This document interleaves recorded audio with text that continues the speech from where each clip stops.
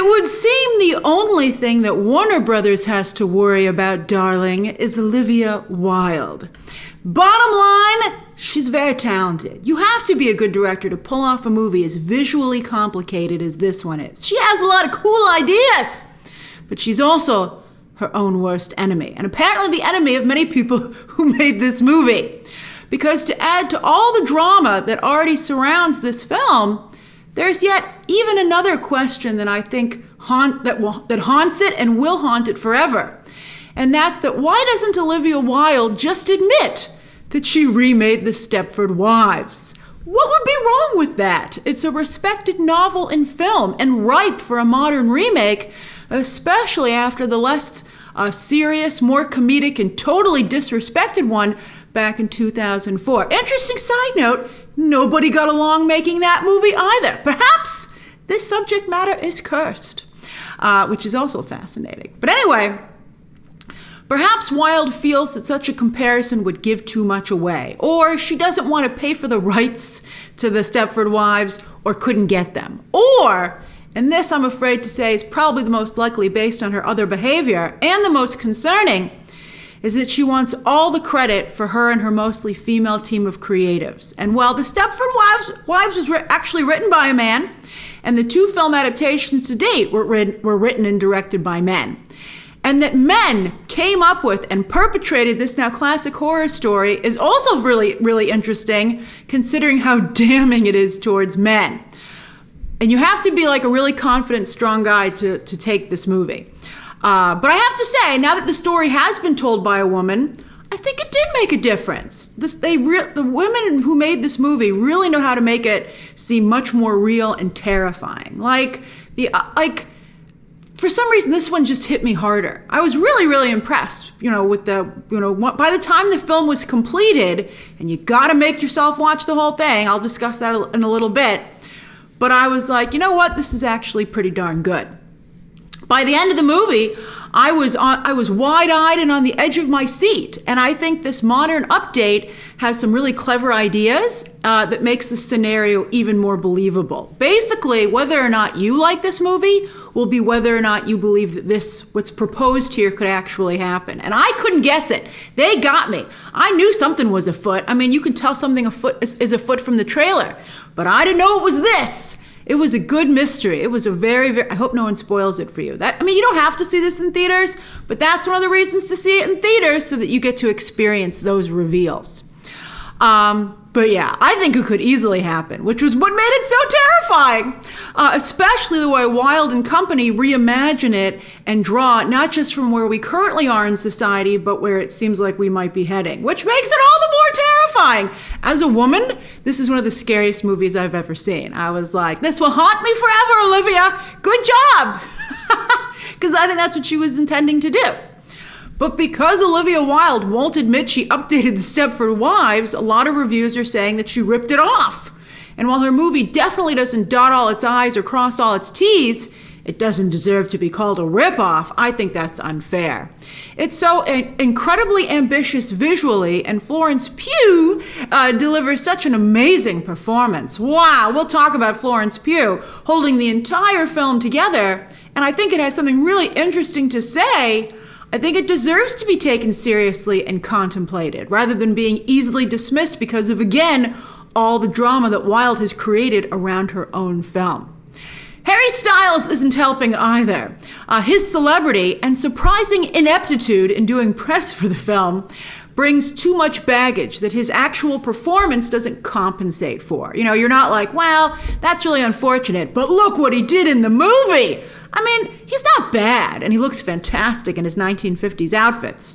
But for instance, his British accent kept coming and going until finally one of the other characters put him out of his misery and said that he was indeed British.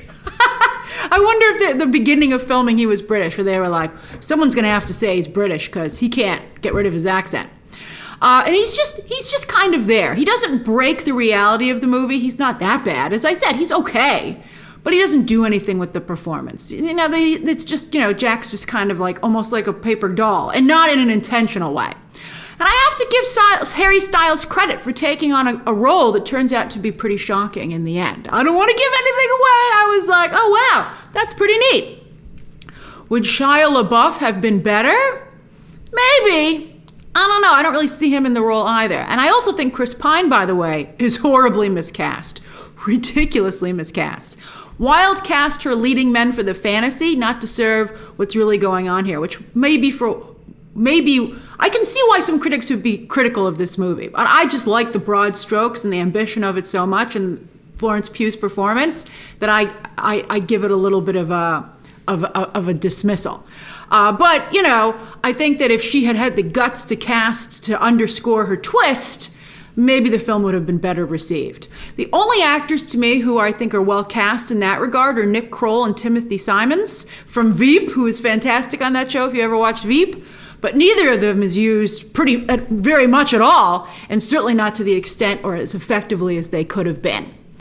This is the Florence Pugh show, though, and what a show that is. Oh, it's amazing. If you're a Florence Pugh fan, you will be in heaven. If you're not a Florence Pugh fan, you will be once the movie's over. I love her. I think she's fantastic, and this just cemented that she's incredible. Florence Pugh holds your attention for the entire 2-hour runtime, looking fabulous, but at the same time making her character extremely likable, sympathetic, and relatable. That's very difficult for an actress to do. She does it.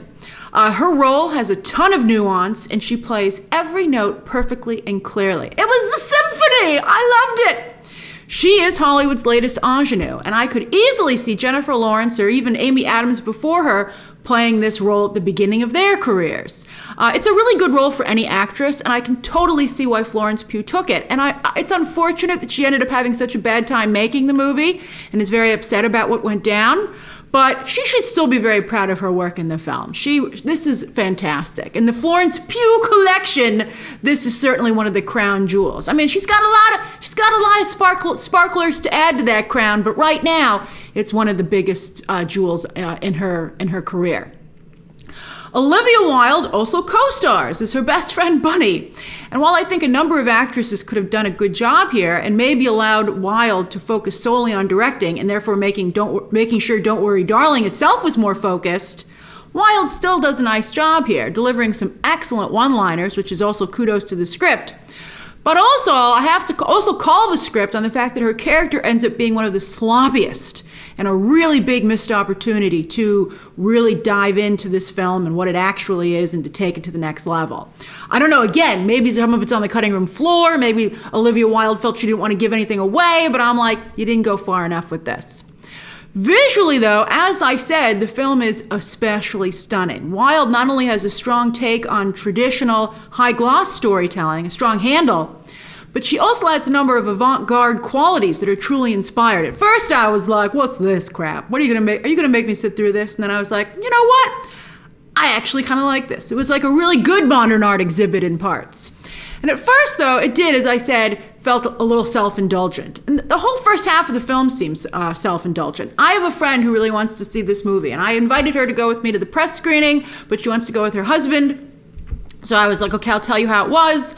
And as I saw the first half of the movie, I was like, I'm going to tell her to skip it. But then I was like, when I got out of the screening, I was like, you must get your tickets now. Because I liked how it ended so much. So anyway, once you see where the film is going, the whole journey makes sense. I mean, now I'm kind of like, maybe you need to go through that at the beginning, right? It's actually quite effective. I mean, I have problems with the journey, but I'm so happy with where I ended up, I really can't complain that much. Could the film be better as a whole? 110% it could be better. This film easily needed 2 or 3 more passes script-wise, and then it would have been like freaking amazing. It would have been amazing. But what's here is enough. It's entertaining, it's compelling, it's terrifying. It's also clearly only Wilde's second feature film. Will she get to make any more? She has deals in place. One's actually even in pre-production, but I gotta say, considering how much she got in the way of this film and its success, I don't know if another studio would trust her or should trust her, which is too bad because, again, as I said, I think she has real talent as a director. Although maybe the same ego that created all this drama is also what kept her from having the script go through the 2 or 3 more passes, which would have gotten where it needed to be. It's so close to being where it needs to be. It's a little annoying. But I liked it. I still think it's worth seeing. If you don't see it in theaters, I definitely rent it down the line. Just make sure you don't have all those those surprises spoiled for you. It's great.